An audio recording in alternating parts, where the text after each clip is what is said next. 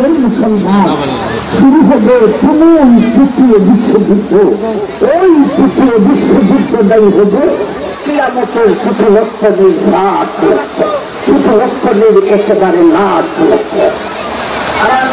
এই তৃতীয় বিশ্বযুদ্ধে মুসলমানের পরাজী হবে, বেঈমানের বিজয়ী হবে। ইন্না লিল্লাহ ইন্না ইলাইহি। এমন বিজয়ী আর এমন পরাজী দুনিয়া সৃষ্টি লগ্ন থেকে নিয়া এর আগে কোনদিন দেখা দেয় নাই। আমার ভাই, সারা বিশ্বের শাসন ক্ষমতা বেঈমানের হাতে চলে যাবে। এই বাংলা, পাকিস্তান, আফগান, ইরাক, ইরান সহ আমেরিকা, ব্রিটেন, চীন, জাপান, রাশিয়া, ভারত সহ সারা বিশ্বের শাসন ক্ষমতা বেঈমানের হাতে চলে যাবে। মুসলমানের হাতে শুধু মক্কার মদিনা খান দেশে থাকবে। তাও নবীজি বলেছেন হাক্কাল খাইবারা, মদিনার একটা অংশ খাইবার পর্যন্ত বেঈমানের শাসন ক্ষমতায় চলিয়া যাবে। এমন একটি ভয়াবহ পরিস্থিতি মুসলিম জাতির জন্য দাঁড়াইবে। আর ওই ভয়াবহ পরিস্থিতির ভিতর দিয়ে আল্লাহর বীর মুজাহিদ ইমাম মেহেদীর আগমন হবে। ইমাম মেহেদীর নাম শুনছেন না শুনছেন না? ইমাম মেহেদীর আগমনটাই হবে কিয়ামতের বড় লক্ষণের লাখ লক্ষ। আমার ভাই, এ জাতের বড় লক্ষণ বুঝতে হবে। আমরা শুধু ইমাম মেহেদী নিয়ে আলোচনা করলেও একদিনের এক অধিবেশন এখানেই প্রয়োজন। আমরা না বড় কিয়ামতের বাস্তব আলোচনায় প্রস্তাব তথাপি ইমাম মেহেদী নিয়ে কিছু কথা। ইমাম মেহেদীর আগমন হলে এই ভয়াবহ পরিস্থিতির ভিতর দিয়া সারা বিশ্বের শাসন ক্ষমতা বেঈমানের হাতে। মদিনাতে ইমাম মেহেদীর আগমন হলে তিনি বিশ্বের মুসলিমকে ডাকবেন। এই ডাকে অনেকেই সারা দিবেন। বিশেষ করে সারা বিশ্বের সমস্ত উলামায়ে কেরাম একমত পোষণ করবেন। সমস্ত উলামায়ে কেরাম বলবেন দল মোদের একটা, নেতা মোদের ইমাম মেহেদী। তখন শুধু বাংলা নয়, সারা বিশ্বের সমস্ত উলামায়ে কেরামের মধ্যে আর ইখতিলাফ মতানৈক্য গোলাগুলি থাকবে না। সবাই বলবে দল মোদের একটা, নেতা মোদের ইমাম মেহেদী। সারা বিশ্বের মুসলিমের সভাপতি হবেন ইমাম মেহেদী। আর সারা বিশ্বের সমস্ত উলামায়ে কেরাম হবে সদস্য। ইমাম মেহেদী একজন মুসলিমকে জিহাদের ট্রেনিং দিবেন। ওই দলে অধিকাংশই হবে উলামায়ে কেরাম। এখন যারা মাদ্রাসায় পড়ে, যে সমস্ত ছেলেরা, যে সমস্ত মেয়েরা এদের সিলসিলা থেকে উলামায়ে কেরাম হতে হতে এরাই হবে ইমাম মেহেদীর সৈন্যবাহিনী।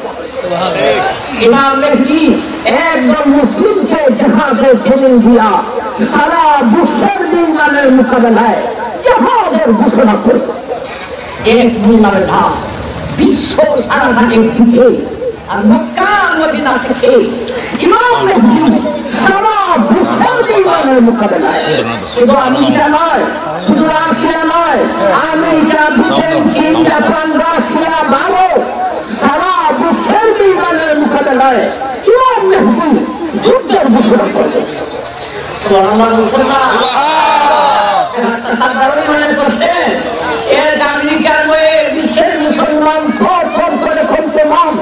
আরে কুল্লা বেলা হুজুর মানুষ ইমাম মেহেদী আলেমদেরকে, উজুদেরকে জিহাদের ট্রেনিং দিয়া সারা বিশ্বের বেঈমানের মোকাবেলায় জিহাদের ঘোষণা দিবে।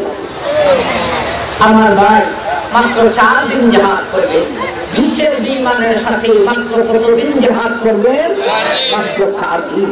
এই 4 দিনের জিহাদটা অন্তত আমরা সংক্ষেপে শুনে নিই। প্রথম দিন একজন মুসলমান নিয়া একজন মুজাহিদকে নিয়ে মাঠে নামবেন।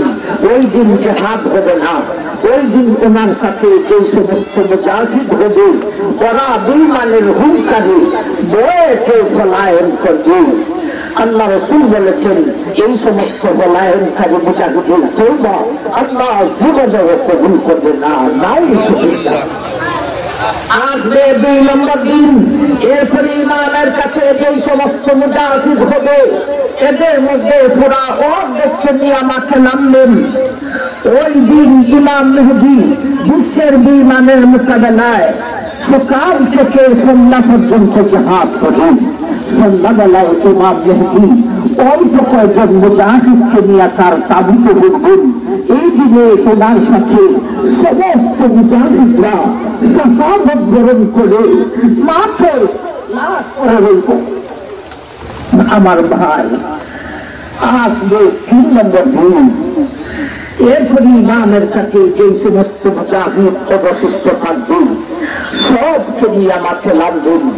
এই দিনেও দুটো দিনের ন্যায় সকাল থেকে সন্ধ্যা পর্যন্ত সারা বিশ্বের বিমানের মোকাবেলায় জিহাদ করে সন্ধ্যাবেলায় ইমাম মেহদী অল্প কয়েকজন মুজাহিদকে নিয়ে তার তাবুতে উঠবেন। এই দিনেও ওনার সাথে সমস্ত মুজাহিদরা শাহাদাত বরণ করে মাঠে লাশ পড়ে রইব। আমার ভাই 2 নম্বর দিন আর 3 নম্বর দিন, এই 2 দিনের জাহাজে মুজাহিদ সব শহীদ হয়ে যাবে মাত্র অল্প কয়েকজন ছাড়া। আল্লাহ রাসূল বলেছেন এই 2 দিনে যে সমস্ত মুজাহিদরা শাহাদাত বরণ করবে কাল কিয়ামতের দিন হাসরের মাঠে এদের মর্যাদা বদর ও উহুদের শহীদানের সমান মর্যাদা দেওয়া হবে। আমার ভাই আসবে 4 নম্বর দিন। আর তো মুজাহিদ নেই, মাত্র অল্প কয়েকজন, অথচ আল্লাহর বীর মুজাহিদ ইমাম মেহদী এত শক্তিশালী ইমামি পাওয়ার ব্যক্তি। এই অল্প কয়েকজন মুজাহিদকে ভিত্তি করে 4 নম্বর দিন সকালবেলা আমার বিশ্বের বিমানের মোকাবেলায় জাহাজের ঘাটে মাত্র অল্প কয়েকজন মুজাহিদ বিশ্বের মোকাবেলায় আবার জাহাজকে অব্যাহত রাখবে। সেই দিন সকালবেলা ইমাম মেহদী বিশ্বের মুসলিম জনসাধারণকে ডাকবেন। এই মুসলিম জনসাধারণ যদিও তোমাদের জাহাজে ট্রেনিং নেই, জাহাজের অস্ত্র নেই, ডাকবে সেইগুলির কোন প্রয়োজন নেই। তোমাদের ঘরে যেই অস্ত্র আছে লাঠি সোটা তাই তোমরা মাঠে লাগো। সেই দিন ইমামের ডাকে বিশ্বের মুসলিম জনসাধারণ এদের ঘরে অস্ত্র নিয়ে মাঠে নামবে। ওই 4 নম্বর দিনে বিশ্বের বিমানের সাথে সকাল থেকে আসর পর্যন্ত জিহাদ করার পরে আসর আর মাগরিবের মাঝামাঝি অবস্থায় কি হবে আল্লাহ রাসূল ভবিষ্যদ্বাণী বলে গেছেন এই রকম। ইযা কানা ইয়াউমুর রাবি'হ নাহাদা ইলাইহিম বাকিয়াতু আহলিল ইসলাম ফায়াজালুল্লাহু তাবারাকা আলাইহি। আল্লাহ বলেছেন এ আমার উম্মত ওই 4 নম্বর দিন সকালবেলা আমার ওনার লোকে অল্প কয়েকজন মুজাহিদকে নিয়ে মাঠে নামলেন। ওই দিন বিশ্বের মুসলিম জনসাধারণকে ডাক দিলেন, ওরাও ডাকবেন ঘরের অস্ত্র নিয়ে মাঠে নামলেন। ওই দিন বিশ্বের বিমানের সাথে সকাল থেকে আসর পর্যন্ত জিহাদ করার পরে ও বিশ্ববাসী মায়ার উম্মত ওই দিন আসর আর মাগরিবের মাঝামাঝি অবস্থায় সারা বিশ্বের বিজয়ীর পতাকা আল্লাহ ইমাম মেহদীর হাতে তুলিয়া দিব। বিশ্ব বিজয় হয়ে যাবে। সেই দিন আমেরিকা মুসলমান বাহিনীর বিজয়ীর পতাকা উড়াবে, রাশিয়া মুসলমান বাহিনীর বিজয়ীর পতাকা উড়াবে। সাধারণ কথা আরো জুড়ে বলেন না, সাধারণ কথা। আমেরিকার লাল কুঠারগণ তোর দেশে ইমাম মেহদীর বাহিনী মুসলিম বাহিনী বিজয়ীর পতাকা উড়াবে, রাশিয়ায় মুসলমান বাহিনী বিজয়ীর পতাকা উড়াবে, ইংল্যান্ডে মুসলমান বাহিনী বিজয়ীর পতাকা উড়াবে, ভারতে মুসলমান বাহিনী বিজয়ীর পতাকা উড়াবে। এক কথায় সারা বিশ্বের আনাচে কানাচে মুসলিম বাহিনী বিজয়ীর পতাকা উড়াবে।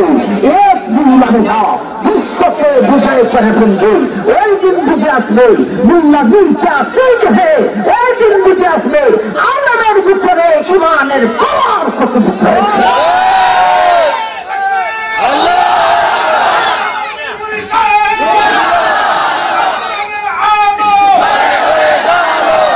আমার ভাই, এই হলো ইমাম মেহেদীর আগমন।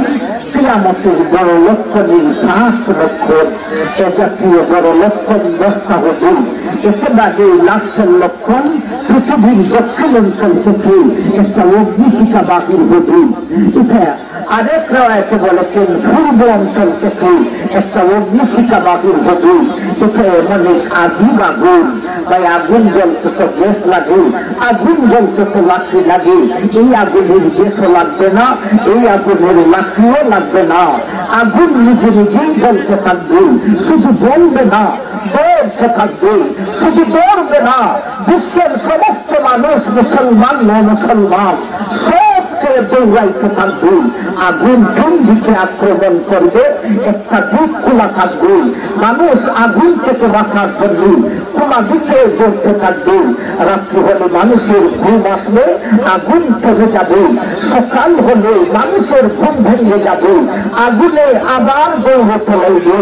এমন ভাবে সেই আগুন বিশ্বের সমস্ত মানুষকে দৌড়াতে দৌড়াতে ফিলিস্তিনে নিয়ে একত্রিত করে আগুনটা নিভে যাইব। এটাই হবে কিয়ামতের বড় লক্ষণ, একেবারে লাস্ট লক্ষ্য। আমার ভাই, আগুনটা নিভার পরে মানুষ ফিলিস্তিনেও থাকবে, আবার অধিকাংশ জন স্ব দেশে ফিরত আসবে। ভাই, এর কিছুদিন পর থেকে সারা বিশ্বের মুসলমানের বগল তলায় একটা মৃদ ঠান্ডা বাতাস লাগবে। এটা এমন এক আজীব বাতাস, এই বাতাসটা লাগা মাত্র মুসলমান দৌড় করে মারা যাইব। যার ইমানের পাওয়ার যত বেশি হবে তার মরণ কত আগে হবে। সেই বাতাস লাগতে থাকবে মুসলমানের বগল তলায়, মুসলমানের মরণ হতে থাকবে। অল্প দিনে মুসলমান মরিয়া সব শেষ হবে। বিশ্বের এক প্রান্ত থেকে নিয়ে আর এক প্রান্ত পর্যন্ত একজন মুসলমানও থাকবে না।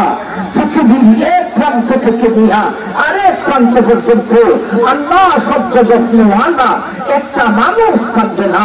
থাকছে শুধু বেঈমান আর বেঈমান। আমার ভাই, বিশ্বের জুড়ে শুধু বেঈমান আর বেঈমান মানুষ এত কোনায় মুক্ত হবে।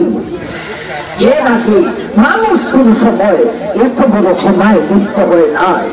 এখন যেইভাবে গরু ছাগল হাঁস মুরগি কুত্তা কুত্তি রাস্তায় গাছে না ফেলেই না, মানুষের সামনে সরাসরি থাকে, যৌন উঠাইতে থাকে, তখনকার বেঈমান নারী পুরুষরা রাস্তায় গাছে না ফেলেই না, মানুষের সামনে সরাসরি থাকে, যৌন উঠাইতে থাকে।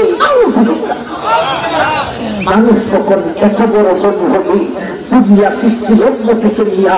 এর আগে মানুষ কোন সময় এত বড় জন্ম হয় নাই। বিজ্ঞান তখন এত উঠতে লাগে দুনিয়া সৃষ্টি লগ্ন থেকে নিয়া। এর আগে বিজ্ঞান কোন সময় এত উঠতে যায় নাই।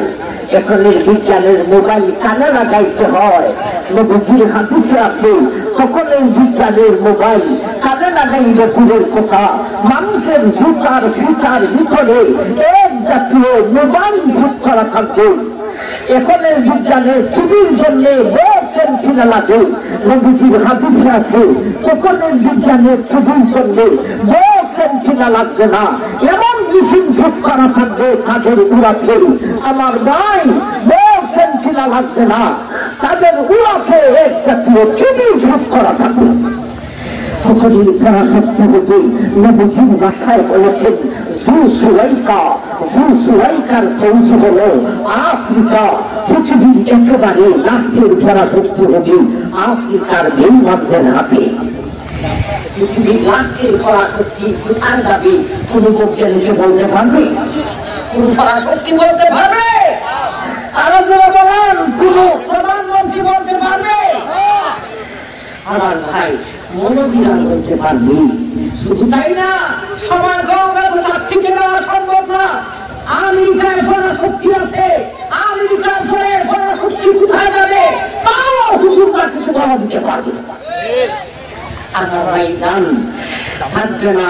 পৃথিবী জুড়ে একজন মুসলমান, তার শুধু বেঈমান আর বেঈমান। মানুষ খুব বড় হবে, বিজ্ঞান বহু উঠে যাবে, পরাশক্তি আফ্রিকায় যাবে। আমার ভাই, এমন একটি পরিস্থিতির ভিতর দিয়া আল্লাহ ইসরাফিলকে আদেশ করে দিলেন, এ ইসরাফিল, তুমি তোমার সিংহায় ফুল মারিয়া দাও, একবার বলুন সুবহানাল্লাহ। ইসরাফিলের সিংহার ফুটে কি বাস্তব কিয়ামতের সূচনা হবে।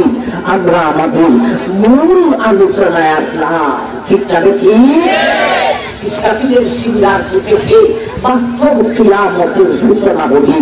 ইসরাফিলের সিংহায় ফুটবে, তার সিংহাটা কত বড় হবে? এটা কি ছাগলের সিং, না গাভীর সিং, না মহিষের সিং?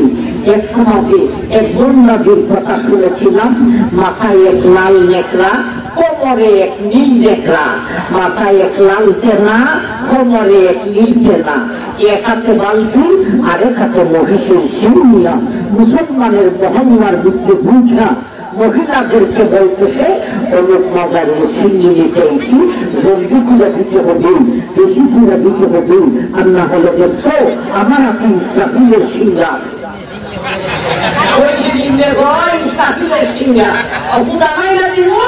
তোমার বাড়ির ঘোরা ঘুরবে। মুসলমানের মহিলাও এত বড় জ্ঞানী, ওরাও বলা শুরু করছে, বই গো আপা গো, বই জ্ঞানী গো, সই গো সখী গো, বান্ধবী গো, আজকে বাবু ইসরাফিলের সিংহা নিয়ে আইছে গো, ভুগামেন্দ্র দিব আর আমরা বাড়ি গোরবান্ডে ঘোরা ঘুরে দেব। আপনারা ইসরাফিলের সিংহাটা কি মহিষের সিংহের সমান? আল্লাহ রাসূল বলেছেন, এই মায়ের উম্মত, তোমার হাতের তালুতে দেখি একটা টিকটিকির জিনিয়া করে। টিকটিকি বুঝেন না হারুনি বুঝেন? আচ্ছা আচ্ছা, আল্লাহ নবী বলেছেন, এ মায়ের উম্মত, তোমার হাতের তালুতে যদি একটা টিকটিকির জিনিয়া করে, ওই দিকে আর হাতের তালুতে যদি টুকবে বোঝার। ইসরাফিলের সিংহার সামনে সাত আকাশ সাতটা জমিন রেখে দিলেন, ওই দরে কত চুকবে বোঝা। বড় সিংহা, সেই সিংহাকে ফু দিবে মুঠি দুইবার। এই সিংহাকে ফু দিব কয়বার? দুইবার। প্রথমবারের নাম কোরআন শরীফে আছে রাজিফা, দ্বিতীয়বারের নাম কোরআন শরীফে আছে রাজিফা। রাজিফা আর রাজিফা, এই দুই জায়গার ফুল চলছে কতক্ষণ? আপনাদের আজমিরগঞ্জ আমিরগঞ্জে কুশিয়ারা নদী দিয়া সীমান যায়, উইশাল দেন না দেন না, এটা উইশাল যতক্ষণ ইসরাফিলের সিংহার উইশাল এতক্ষণ। আল্লাহ রাসূল বলেছেন, ও প্রথমবারের ফুলটা ছড়বেন একখানা ৬ মাসের সমান, এমন ভাবে দ্বিতীয়বারের ফুটাও চলবেন আরে একখানা ৬ মাসের সমান। সময় যাইতে থাকবে, এত বিকট থেকে বিকট হতে থাকবে। এই দ্রুতবারের ফুটে সত্য ভয়াবহ অবস্থা সৃষ্টি হবে। কেমন ভয়াবহ অবস্থা? প্রথমবারের ফুটে সৃষ্টি জগৎ ভেঙে খাবার বয়, দ্বিতীয়বারের ফুটে মহান সৃষ্টিকর্তা আল্লাহর আদালতে বিচারের ভয়। প্রথমবারের ফুটে সৃষ্টি জগৎ ভেঙে যাবে, আকাশ ভেঙে যাবে, মহা ভেঙে যাবে, চন্দ্র সূর্য ভেঙে যাবে, তোমার জমিন ভেঙে যাবে, লাগবে না। প্রথমবারের ফুটে সৃষ্টি জগৎ ভেঙে যাবার পর দ্বিতীয়বারের ফুটে মহান সৃষ্টিকর্তা আল্লাহর আদালতের বিচারের ভয়। যেই বিচারের প্রধান বিচারপতি হবেন স্বয়ং আল্লাহ। ও ভাই, ভয় লাগবে না লাগবে না? আমার ভাই, আমরা যে গুণা করছি, গুণা লুকাইয়া রাখা সম্ভব হবে? ও ভাইয়া, তুমি যে গুণা করেছ জগতের কেউ জানে না, এমনকি তোমার বেগমও জানে না, সেইটাও মহান আল্লাহ জানেন না, জানে না।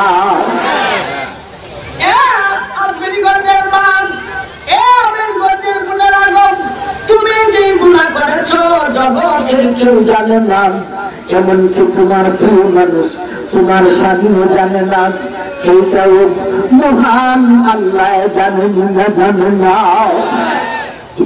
প্রধান শিশার প্রতি ভয়টা ত্রুটিটা লাগবে না। এই দ্রুতবারের সুখে সত্য ভয়াবহ অবস্থা সৃষ্টি হবে। আর এই দ্রুতিবারের সুখে ভয়াবহ অবস্থা কি হবে এর আলোচনার নামে কিয়ামতের বিভীষিকার আলোচনা, কিয়ামতের ভয়াবহের আলোচনা। এই আলোচনা রাখার জন্য সূরা কারিয়া তেলাওয়াত করেছি। আপনারা বিশেষ সাথে সূরা কারিয়া নির্ধারণ করে দিয়েছেন। আসলে কিয়ামতের আলোচনা এই প্রতিবাদের সুখে ভয়াবহ অবস্থা কি হবে এর আলোচনা শুধু সূরা কারিয়া থেকে উপস্থাপন করা সম্ভব হবে না। সূরা জিলজালও যেতে হবে, শুধু তাতেও সম্ভব হবে না। সূরা কিয়ামত যেতে হবে, শুধু তাতেও সম্ভব হবে না। কিয়ামতের আলোচনা সারা কোরআনের প্রায় সূরায় বিস্তৃতভাবে আছে। কিয়ামতের আলোচনা করতে হলে সারা কোরআনের প্রায় সূরায় বিস্তৃতভাবে করতে হয়। একখান সূরার একখান আয়াত দিয়া আলোচনা করা যায় না। তথাপিও সূরা কারিয়া কেন নির্ধারণ করা হয়েছে এই সূরাতে আল্লাহ ভাগ ভাগ করে কিছু কথা বলেছেন। সূরাটাকে প্রথম ভাগে ভাগ করেন। প্রথমবারে ফজিলে কি হবে এর আংশিক আলোচনা, দ্বিতীয়বারে ফজিলে কি হবে এর আংশিক আলোচনা। আসুন আমরা আগে সূরাটাকে দুই ভাগে ভাগ করি। الفاتحة ما الفاتحة وما أدراك ما الفاتحة يوم يكون الناس كالفراش المبثوث وتكون الجبال كالعهن المنفوش। এই হলো এই সূরার প্রথম ভাগ। এই ভাগে প্রথমবারে ফজিলতি হবে এর আংশিক আলোচনা। أما من ثقلت موازينه فهو في عيشة راضية وأما من خفت موازينه فأمه هاوية وما أدراك ما هي نار حامية। এই হলো এই সূরার শেষ ভাগ। এই ভাগের দ্বিতীয়বারে ফজিলতি হইবে তার আংশিক আলোচনা করেছে। সূরাটাকে দুই ভাগে ভাগ করলাম, বিষয়টাকে দুই ভাগে ভাগ করলাম। প্রথমবারের ফু আর দ্বিতীয়বারের ফু। প্রথমবারের ফুকে কিয়ামতের প্রথম পর্ব, দ্বিতীয়বারের ফুকে কিয়ামতের দ্বিতীয় পর্ব বলে আমরা বলি। আমার ভাই সময় তো কম, আমরা প্রথমবারের ফুকে যে একটা কথা বলি, প্রথমবারের ফুকে সমস্ত সৃষ্টি জগৎ ভেঙে ধ্বংস হবে। এই আলোচনা আজকে কেন, আমার সারা জীবন কেন, আমি কেন, জগৎবাসী সমস্ত উলামায়ে কেরাম আলোচনা করলেও শেষ করতে পারবে না। কারণ সৃষ্টি জগতের নাম বলেই শেষ করা যায় না। ইসরাফিলের সিংহার বুঝে ভেঙে কিভাবে ধ্বংস হবে সে আলোচনার সময় আছে কোথায়? তথাপিও কিছু তো বলতে হবে। এজন্যে আমরা সমস্ত সৃষ্টি জগৎকে মৌলিকভাবে কয়েকটা ভাগে ভাগ করবো। এরপরে এক একটা ভাগ ইসরাফিলের সিংহার বুঝে ভেঙে কিভাবে ধ্বংস হবে কোরআন আর হাদিসের মাধ্যমে আমরা উপস্থাপন করবো ইনশাআল্লাহ।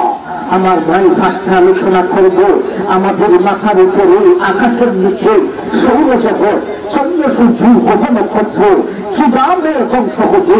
এরপরে আলোচনা আসবে সমস্ত প্রাণী, মানুষ, জিন, ফেরেশতা, পাখিকুল, অন্যান্য প্রাণী কিভাবে ধ্বংস হবে। এরপরে আলোচনা আসবে সমস্ত পানি, নদী, সাগরগুলি কিভাবে ধ্বংস হবে। এরপরে আলোচনা আসবে আল্লাহর বিশাল সাতটা জমিন কিভাবে ধ্বংস হবে। এরপরে আলোচনা আসবে সমস্ত পাহাড়গুলি, পর্বতমালাগুলি কিভাবে ধ্বংস হবে। এরপরে আলোচনা আসবে আল্লাহর বিশাল সাতটি আকাশ কিভাবে ধ্বংস হবে। আমার মনে হয় সমস্ত সৃষ্টি জগৎ মৌলিকভাবে আমরা কয়েকটা রাগে রাজ্য করেছি, সমস্ত সৃষ্টি জগৎ এই কয়েকটা রাগের ভিতরে ঢুকে গেছে। আপনারা কি বলুন, ঠিক না বেঠিক? আসুন আগে শুনি সৌরজগতের কথা। সৌরজগৎকে আবার দুই ভাগে ভাগ করেন আমার ভাই। এক ভাগে সমস্ত তারকা, আরেক ভাগে চন্দ্র আর সূর্য। সমস্ত তারকাগুলি কিভাবে ধ্বংস হবে আল্লাহ আরেকখান আয়াত আলোচনা করেছেন। إذا الشمس كورت وإذا النجوم انكدرت। আমার ইসরাফিলের সিংহার বিকট আওয়াজে সমস্ত তারকাগুলি আলোহীন হইয়া ঘিরলে জোড়া জোড়া হইয়া যাইবে। তারকাগুলি থাকবে তা শেষ হয়ে যাবে। একবার ছোট ছোট বলুন সুবহানাল্লাহ। সমস্ত তারকাগুলি ভেঙে জোড়া জোড়া হইয়া কিছুটি উড়িয়া উপরে যাইব, আর কিছুটি নিচে সাগরের মধ্যে পতিত হইব। এখন আসুন চন্দ্র সূর্যের কথা শুনি। সিংহার উঠে চন্দ্র সূর্য কিভাবে ধ্বংস হবে। বিশাল চন্দ্র আর বিশাল সূর্য। বিশাল বলতে কত বড়? কোন বৈজ্ঞানিকে বলেছে সূর্য হল পৃথিবী থেকে 7 ডাবল, কোন বৈজ্ঞানিকে বলেছেন সূর্য হল পৃথিবী থেকে 14 ডাবল। 7 ডাবল আর 14 ডাবল। আমি তো মানুষের গ্যাস্ট্রিক হয়ে গো, বৈজ্ঞানিকের গ্যাস্ট্রিক মাথা। সূর্য পৃথিবী থেকে কত ডাবল? এ বৈজ্ঞানিক তুমি লাইলা দেখছি লাইকি। এ বৈজ্ঞানিকের ঘরের বিজ্ঞানী সত্যি যদি রাখাগুলো হয়ে থাকো আগে পৃথিবীতে একটা মাপবে, এরপরে চন্দ্র সূর্য সংখ্যা আরেকটা মাপবে, এরপরে বলবে সূর্য পৃথিবী থেকে কত ডাবল, 7 ডাবল না 14 ডাবল না কত ডাবল, একমাত্র জানেন মহান আল্লাহ। সেই বিশাল চন্দ্র সূর্য সিংহার উঠে কিভাবে ধ্বংস হবে আল্লাহ আরেকখান আয়াত আলোচনা করেছে। يسأل أيان يوم القيامة فإذا برق البصر وخسف القمر وجمع الشمس والقمر يقول الإنسان يومئذ أين المفر كلا لا وزر إلى ربك يومئذ المستقر। ও দুনিয়ার মানুষ, আমার ইসরাফিল সিংহার বিকট আওয়াজে চন্দ্র আর সূর্য দুটোই আলোহীন হইয়া যাইব। চন্দ্র সূর্যের মধ্যে ইঞ্চি পরিমাণও আলো রশ্মি থাকবে না। সেই দিন দিনের 12টা আর রাত্রির 12টা সমান হইয়া যাইব। আমার ভাই সেই আয়াত প্রসঙ্গে বিশ্বনবী বলেছেন মায়ের মধ্যে চন্দ্র আর সূর্য দুটোই আলোহীন হওয়ার পরে সেই বিকট আওয়াজে বিশাল চন্দ্রটা মাঝখানে একটা পাথর দিয়া 2টি টুকরা হইব। এমন ভাবে বিশাল সূর্যটাও মাঝখানে একটা পাথর দিয়া 2টি টুকরা হইব। এই 2টা মিলে 4টি টুকরা হইব। আল্লাহ নবী বলেন মায়ের উম্মত এখানেই শেষ নয় রে, এই 4টি টুকরাকে আল্লাহ দোজখের মধ্যে নিক্ষেপ করিব। চন্দ্র সূর্য থাকবে না শেষ হবে? চন্দ্র 2 টুকরা, সূর্য 2 টুকরা, 2টা মিলে 4টা টুকরা হইয়া এই 4টি টুকরা দোজখের মধ্যে নিক্ষেপ করা হইব।